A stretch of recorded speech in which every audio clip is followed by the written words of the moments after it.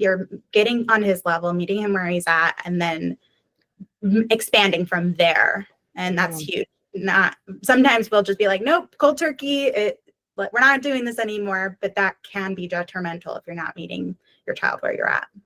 Yeah, and when we first discussed it, he had a whole grieving process because we were testing to see if he actually had celiac disease, which I think it's negative, but I think he has definitely an intolerance to it based on how he's feeling now. But I said, hey, let's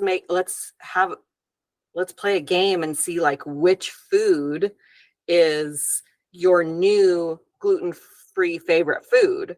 So something that is gluten-free on its own, what's your new favorite gluten-free food? And then what's your new food that has become gluten-free because we've, like pizza with cauliflower crust instead of bread.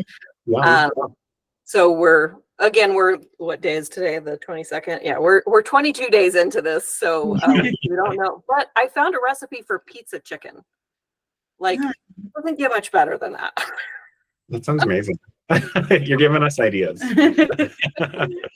I feel like this food conversation is such a great metaphor just for parenting, because it's like, again, like every kid is so different, and that's so tough too, of like, well, do I force feed my kid these foods that are probably healthy for them and hope that they can kind of adapt to it and learn to like it? Because I've seen a lot of things across the spectrum of different kids, where some kids are fully open to that. They eat a bunch in the beginning, and they maybe continue to eat a wide variety of food, and sometimes the taste buds start to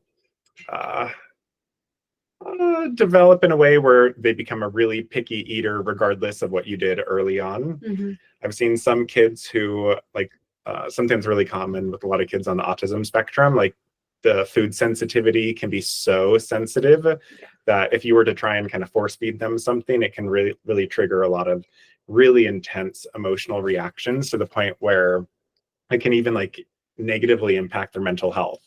So it's like this idea of like, well, do we force it, or do we give them their like quote safe foods, because ultimately that's kind of what's helping calm their nervous system. So it's tough. It's like there's this balance, and it's hard to find that, where's this equilibrium point for this specific child across different days too.